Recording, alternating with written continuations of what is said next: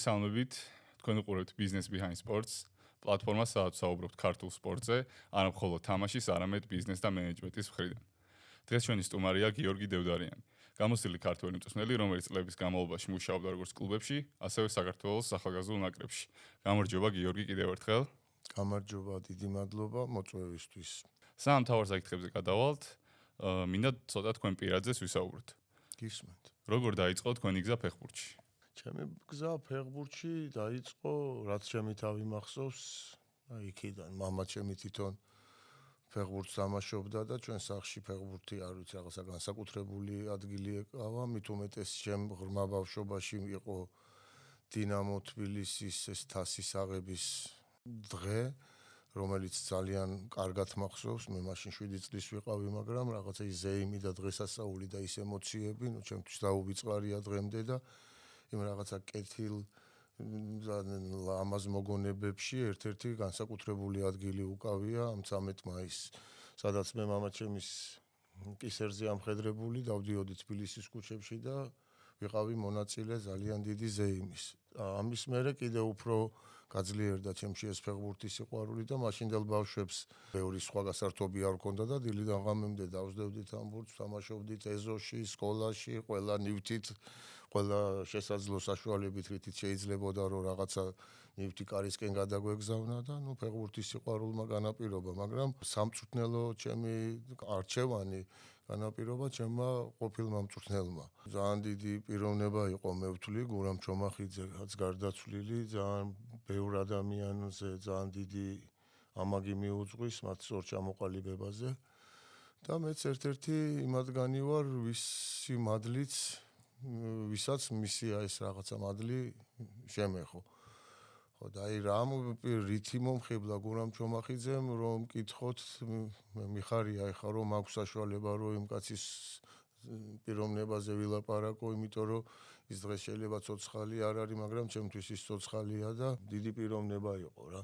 ხო და მომხიბლა იმან რომ ნამდვილი იყო, გესმით, არ იყო ყალბი, იყო რა ვიცი, აი ცოცხალი, ნამდვილი ადამიანი, ყოველგვარი პირფერობის და რაღაცა მიკი-მოკიბის გარეშე და ამ თავის სინამდვილეში ძალიან კეთილი გული ჰქონდა და მამისი ეს მიდგომა და მოპყრობა ბავშვებთან ჩემთვის მაგალითი და ნიმუში გახდა.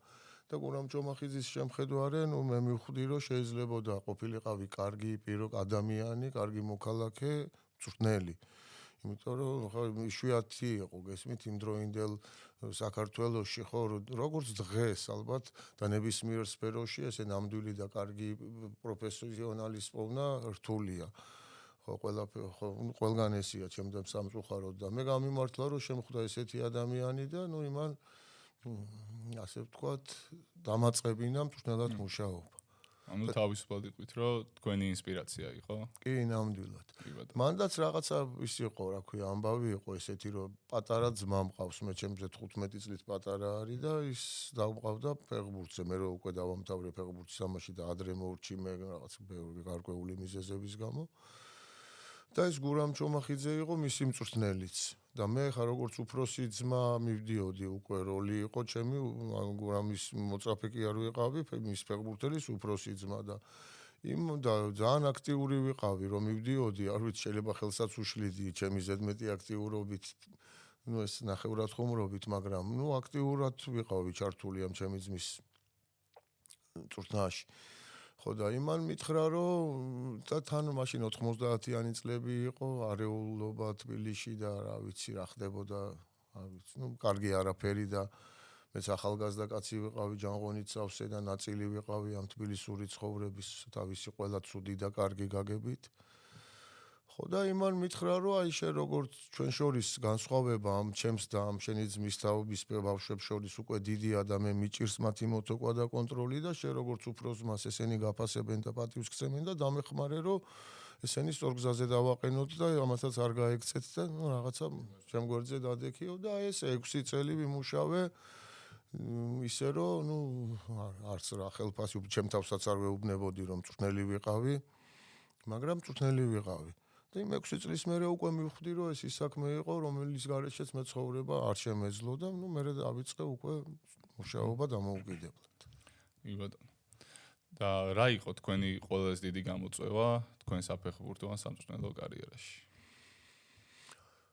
გამოწვევა ასე ერთს ვერ ვიტყვი რა, ყოველი დღე გამოწვევაა, იცით, ეხა უმაღლეს ლიგაში მუშაობ და UEFA-ს თასზე თამაშობ, თუ პატარა ბავშვებთან მიდიხარ, ყველა დღე გამოწვევაა და ვერ ვიტყვი რომელი უფრო მნიშვნელოვანია, აქ თუ რაღაცა ტაბლო და კი ტრიბუნების გახარება შეგიძლია, იქ ვიღაცა ახალგაზრდის მომავალს ჭედავ და მონაწილე ხარ ამ ბავშვის ცხოვრების რაღაცა განსაზღვრაში.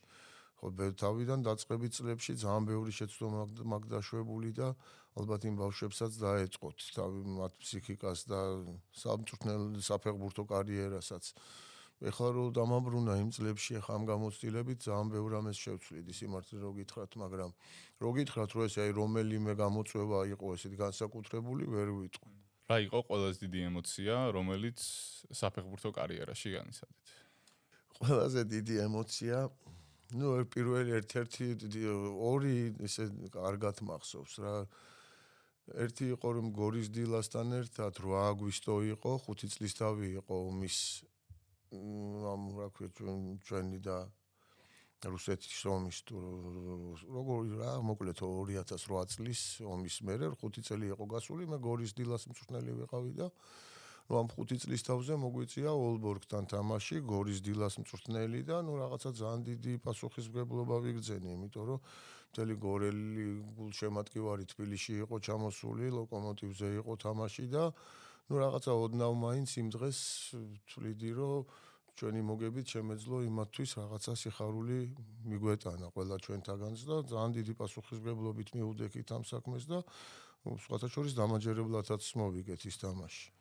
ყველა ქართულს გაუხარდებოდა ეს. ხო, ყველას გაგვიხარდა, გაუხარდა, რა თქმა უნდა, მაგრამ მაინც ახლა გორისთვის ახალი დამთავრებული იყო ის ძამძიმე დღეები და საქართველოსთვის და მით უმეტეს გორელი მოსახლეობისთვის და მაინც რაღაცა გარკვეულად ვეცადეთ და გამოგვივიდა. ერთი ეგ იყო და მეორე იყო აი ვიგრძენი, სადაც ვიგრძენი, რამხელა საქმის გაკეთება შეუძლია გახარებულ ადამიანს, კარგად ვერ ვაყალიბებ, ალბათ ორის ცოტა უფრო გძლად რო გითხრათ, გეტყვით. მოკლედ, ნაკრების მწვრთნელი ვიყავი 19 წლამდე ნაკრების და თურქეთში ჩატარდა შესარჩევი ჩემპიონატი, სადაც პირველ ადგილზე გავედით და პირველ ადგილზე რო გადიხარ, თუ რამე პრეტენზიები გაქვს დაგროვებული ფედერაციის თუ ნებისმიერი შენი თქვა ზემდგომის მიმართ, ამ დროს არის ყველაზე საუკეთესო დრო რომ მიხვიდე და ის შენი რაღაცა გაურკვევლობებია თუ მოთხოვნები მოაგვარო, ხო, მაგრამ ეს მოთხოვნა არ იყო პირადული და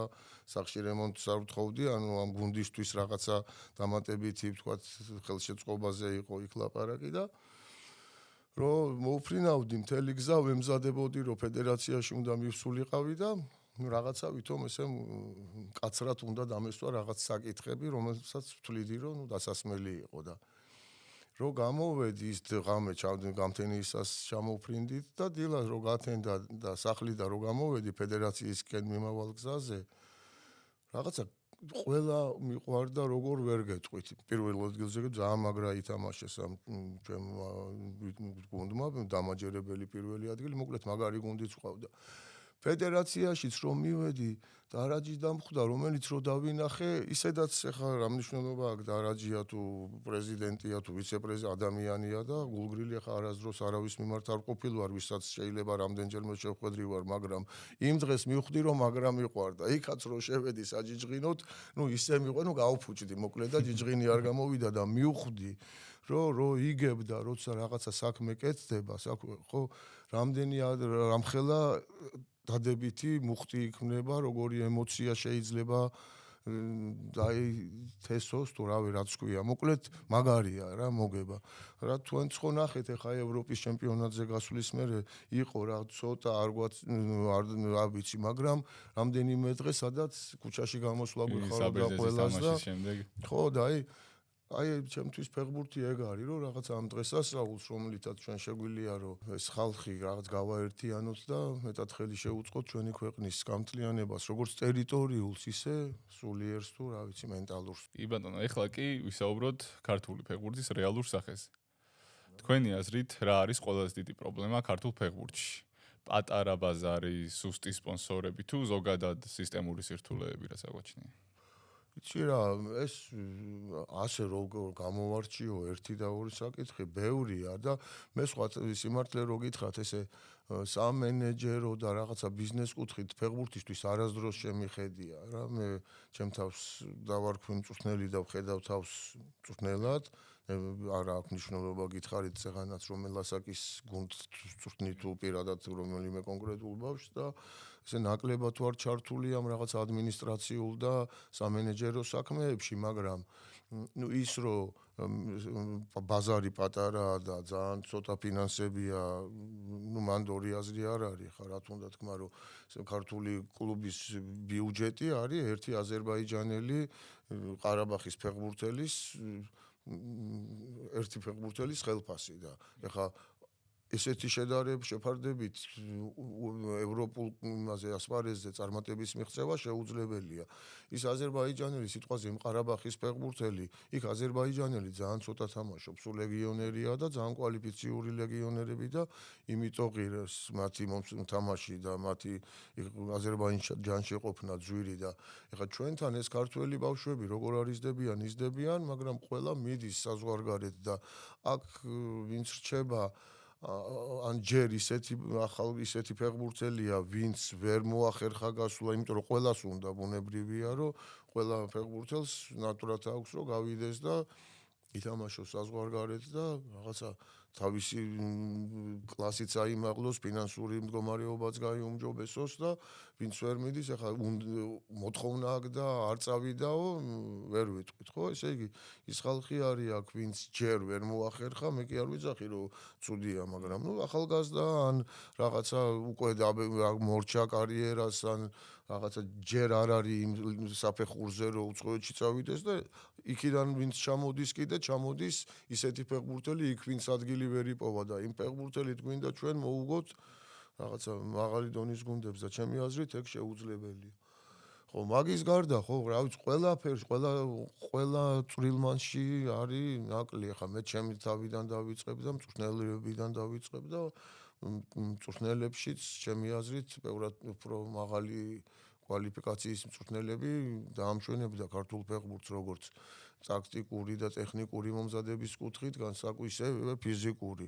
ასევე სამენეჯერო საქმიანობაშიც, ну, ეხლა წამოსაწევია წინ, რა თუნდა თქვა რა. ბევრი პრობლემაა, ეხლა ესე ვერ გამოვარჩევ რა. მაგრამ კონკრეტულად მწვრთნელებშიც, მე მწვრთნელი ვარ, მწვრთნელი გელაპარაკებთ ეხლა თქვენ და აქაც უამრავი პრობლემა არის. ბატონო. ანუ რა უნდა შეიცვალოს პირველ რიგში, რომ ქართული ფეხბურთი წინ წავიდეს? ბევრი რამეა რა, ესე ერთ რაღაცას ვერ ვიტყვი.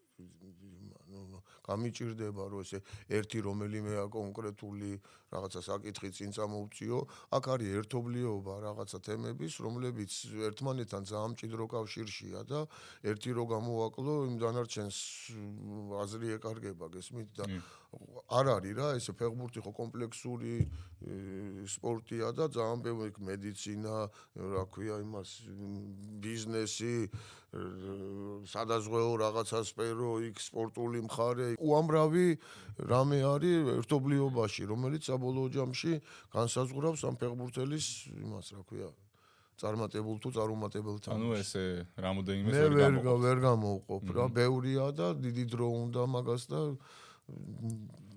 არ გვეყოფა ეს ფორმატი, რომ ეს მაგ თემებზე ვილაპარაკოთ. ну დღესდღეობით ხა როგორც მოგიხსენებათ, სოფლიოში წარმატებული ათლეტები არიან თავად როგორც ბრენდი. როგორ მოქმედებს თქვენი აზრით ეს პირადი ბრენდი ფეხბურთელის კარიერაზე? მანამ ადამიანისგან ბრენდი შედგება, მანამდე გზა არის გასავლელი.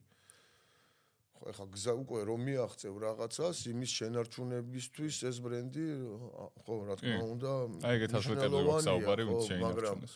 იქამდე მისვლა არის მთავარი, რომ იქ მიხვიდე და აი ამ გზაზე ბრენდის მნიშვნელობა არ არის იმხელა, რამხელაც არის უკვე მიღწეული შენარჩუნებისთვის და იმ მიღწეულმა რომ კარგად მოახდინო შენი თავის რეალიზება და ფინანსურად კარგი, თქვათ, მოგება ნახო. ჩემი აზრით რა. ხო, ხა მაგ ბრენდზე არის დამოკიდებული, მე უკვე შენი ფინანსური შემოსავლები და როგორ გაყიდი შენ თავს და ასე შემდეგ. ეს რაც ჩემთვის შედარებით ნაკლებად ის არის, რა ქვია, ნათელი მხარე. მაგრამ ის რომ აქამდე რა უნდა მიხვიდე, მაგ თემაზე უფრო სასიამოვნოა ჩემთვის და სასიამოვნო იმ კუთხით, რომ უფრო მეტად მგონია, რომ ჩახედული ვარ მაგ საკითხში, ვიდრე ის როგორ გაყიდო შენი თავი და როგორ მოიუტანო შენ თავს და შენ გარშემო მყოფებს დივიდენდები, რაც იმ წლების განმავლობაში შრომის შედეგად შენ მიიღე. და აქცევენ თუ არა საქართველოში კლუბები, როდესაც კონტრაქტს აფორმებენ? იცი რა, ამ ბოლო დროს რაღაცა დაიწყო, მაგრამ არ ვიცი რა, ეს კლუბმა უნდა მიაქციოს, თქვენ როგორ ფიქრობთ, ყურადღება თუ თვითონ პიროვნება უნდა ფიქრობდეს თავისგან ბრენდის შექმნაზე? კლუბზე. არ ვიცი მაგ კუთხით. ეხლა მე 5-6 წელი კი არა და კარგა მეტიც კაცო 7-8 წელია აღარ მქონია ესე კლუბებთან ყოველდღიური ურთიერთობა, რაღაცა ჩემი ცენტრი მაქვს, სადაც მუშაობ და ყოველდღიური ჩემი საქმიანობა იქ შემოიფარგლება და არ ვიცი ზუსტად იქ რა სამუშაო კეთდება და რამდენად ზრუნავენ, თუმცა ის რომ ეხა აპიარებენ და რაღაცა სტილობენ, რომ ეს ფეხბურთელებისგან რაღაცა სახე უფრო კარგად გაგვაცნონ და შეგვახედონ, რავი, როგორც ჩვენ ვხედავთ, რაღაცა არის, მაგრამ კიდევ ერთხელ გიმეორებთ, რომ ჯერ ბრენდი უნდა შეიქმნას და მერე ის ბრენდი გაპიარდეს, სწორედ თუ ბრენდი არ არის, აპიარე და იყავი. დიახ, მაგაზე გვაქვს საუბარი, რომ აი უკვე შექმნილი მოთამაშე, რომელსაც საკუთარი ბრენდი აქვს შექმნილი, როდესაც კლუბთან აწერს კონტრაქტს ხელს, ანუ ეს კლუბი ამას უყურებს როგორც პლუსი. კი ბატონო. კი ბატონო. ხო და იმას, ვისაც თავისი ბრენდი აქვს შექმნილი, საქართველოში აღარ ჩერდება. მიდის ის უკვე და მერე უკვე PSG იქნება თუ სიტყვაზე ლივერპული თუ რომელ გუნდშიც მოხვდება, იზრუნავს მის იმაზე. ეხა უკვე ევროპასთან შედარებაზე გვიწევს საუბარი. რა მუშაობს ევროპაში უკეთესად და შეგვიძლია თუ არა, რომ ჩვენც მათგან ვისწავლოთ? რა თქმა უნდა, რას ქვია, შეგვიძლია, როგორ არ შეგვიძლია, ეხა ჩემპიონთა ლიგას უყურე, თქვათ ინგლისის ჩემპიონატს და ესპანეთის და მერე საქართველოს ჩემპიონატს და ეხა ეგ თუ თქვი მე აქ რომ არ შეგვიძლია ვისწავლო და არ უნდა ვისწავლოთო, რა ვიცი, ბავშვებთანაც არ უნდა მიმაკარო და საერთოდ ფეხბურთი უნდა ამიგზავნო. შეგვიძლია კი არა, ვალდებულები ვართ რომ ვისწავლოთ და ავიღოთ და გადმოვიყოთ. თუმცა ისიც უნდა ვისწავლოთ, რომ პირველ რიგში რომ მეტი ფინანსები ჭირდება ამ ყველაფერს, რომ კიდევ უფრო მეტი სპეციალისტი ჩამოვიდეს, უფრო მეტად მოხდეს მწვრთნელების განათლებაც და თანამედროვე ტექნოლოგიების უფრო მეტად დანერგვაც და კიდევ ბევრი რამ. კი ბატონო, ჩვენ თუ გვინდა დიდი ლიგებთან შედარება, ჩვენი მიდგომაც უნდა შეიცვალოს. უნებრივია, შეუძლებელია ორგანიზაციულად იყო წინა საუკუნის დონეზე და თანამედროვე მოთხოვნებს აკმაყოფილებდა. ეხა ეს კიდე ფეხბურთში აიღე და კიდე ნებისმიერ ბიზნესში და ეხა ფეხბურთს მე უყურებ როგორც სპორტის სახეობას, მაგრამ თქვენ ცდილობთ, რომ მაყურებელს შეახედოთ როგორც ბიზნესი და მივეს მიხარია, რომ ეს რაღაც ახალი ნაბიჯი, ну, ყოველ შემთხვევისთვის, ახლა მე სადაც ინტერვიუერი ყოფილ ვარ, იქ ჩემთვის პირველი არის მსგავსი ფორმატი და ძალიან კარგია, რომ თქვენ ამას ცდილობთ, რომ დაანახოთ მაყურებელს როგორც არა მარტო სპორტის სახეობა, როგორც ბიზნესი, ხო და რა ვიცი, ახლა აუცილებელი არის იმისთვის, რომ ეს ბიზნესად იქცეს, მეტი ფული ჩაიდოს და შესაბამისად მერე იმ ფულს ფული მოყვება. კი, დავისთავოთ. ნუ ზოგადად ევროპულ ბაზარზე ქართულ ფეხბურთელს ან ნებისმიერ სპორტსმენს, რო სხვა ქვეყნის ბაზარზე გავიდეს, ეხმარება აგენტი. კი ბატონო. თქვენი აზრით, როდის უნდა დაიწყოს ახალგაზრდა სპორტსმენმა უკვე მის კარიერაში აგენტის ჩართვა? 16-17 წლის ასაკში ალბათ უნდა სასურველია ჩემი აზრით, რომ ყავდეს აგენტი და აგენტმა იზრუნოს მის რაღაც მის ბევრ რამეზე, ბევრი რამე კი არის საზრუნავი ნაღდათ. და იმ მოთამაშე, როდესაც უკვე მაგალითად გავიდა სხვა ქვეყნის ბაზარზე, ჩამოყალიბდა როგორც ცნობილი მოთამაშე, როგორც ბრენდი მაგალითად, თამაშის პერიოდში როგორ უნდა მოემზადოს აი კარიერის შემდეგი ეტაპისთვის? ვიცი, როგორც ადამიანი, რომელსაც დიდი ფული ექნება დასაბანდებელი რაღაცა გარკვეულ ბიზნესში და უნდა გაერკვიოს კარგად ამ მარტო ფეხბურთი არ არის ცხოვრება და მინდვრის მიღმა ცხოვრებაა და საკმაოდ მკაცრი და საკმაოდ რთული. ახლა ფეხბურთის ჩვენ მარტო ნათელ მხარეებს ხედავთ და უყურებთ და გვიხარია ვიღაცას რო გოლი გააქვს, მაგრამ იმ ფულს ამ დიდებასთან და კომფორტთან ერთად ძალიან დიდი საზრუნავები მოყვება და ძალიან ფიქრი და ძალიან სწორი ცოდნა და დაგეგმვა ჭირდება კაცის ხელში მოხვედრი დიდ ფულს და კაცი თუ არ ახარ მზად როგორ დაიცვა ის ფული, როგორ გაამრავლო და ასე შემდეგ, ძალიან დიდი პრობლემები შეიძლება შეიქმნას. ასე რომ მანდაც მარტო ფეხბურთელს გაუჭირდება ცოდნის და ძალიან დიდი რაღაცა მომზადების გარეშე ფეხბურთის დამთავრების მერე ეს ფული რო სწორად წარმართოს და სწორად წაიყვანოს თავის ცხოვრება. მაგრამ ასევე შეუძლიათ, რომ აი მაგალითად არა მარტო ფეხბურთის, მაგალითად ნებისმიერ სპორტში. მაგალითად ზაზაფაჩულიას მაგალითად შეგვიძლია ავიღოთ, რომ როდესაც მან თამაში დაასრულა, NBA-ის კარიერა დაასრულა, არა მარტო როდესაც დაასრულა, არამედ როცა მოთამაშე იყო. გახსნა თავისი აკადემია საქართველოში, ზაზაფაჩულიას საკალათბურთო აკადემია, რომელიც, რავი, ძალიან წარმატებული არის და ანუ შეგვიძლია, რომ ესე თითქმის ნებისმიერ წარმატებულ სპორტსმენს შეუძლია რაიმე მსგავსი გააკეთოს. იცი რა არის? საზაფაჩულიას მე მადლობა მინდა გადაუხადო ამ მაგ საქმისთვის, რაც ეხა თქვენ თქვით. ისე როგორც ზაზაფაჩულია მაქვს რაღაცა გარკვეული ფინანსები დახარჯა და რაღაცა იზრუნა თავის ქვეყნის ბავშვების მომავალზე. ჩემი აზრით ეს მაგალითი უნდა იყოს ფეხბურთელებისთვის და სხვა ნებისმიერი ნებისმიერ სპორტში წარმატებული კაცისთვის. ხო და ზაზაფაჩულიას ტაში მადლობა და მოწიწება ჩემგან და პატივისცემა მაგ ნაბიჯის გამო. და მე არ ამგონია რომ ეხა ეს მარტო გაერკვია ხო ამ აკადემიის მუშაობის სტრუქტურაში, რაში უნდა დაეხარჯა, როგორ უნდა ემუშავა, ანუ თქვენ თვითონ გაეცით პასუხი ეხა თქვენივე შეკითხვას, რომ ის ემზადებოდა იმისთვის, რომ კალათბურთის დამთავრების მერე ცხოვრება წინ იყო და უფრო დიდი დრო ვიდრე გავლილი ქონდა და როგორც ჩანს მომზადებული დახვდა ამ რაღაცა ქარტეხილებს და ძალიან სწორად და მადლიანად დაიწყო ამ თავისი ფინანსების თუ თავისი რესურსის განკარგვა და რა ვიცი წარმატებებს უსურვებ და სხვასაც ვთხოვ რომ იგივე გააკეთოს. ბატონო გიორგი, რა რჩევას დაუტოვებდით ახალგაზრდა სპორტსმენებს საქართველოში?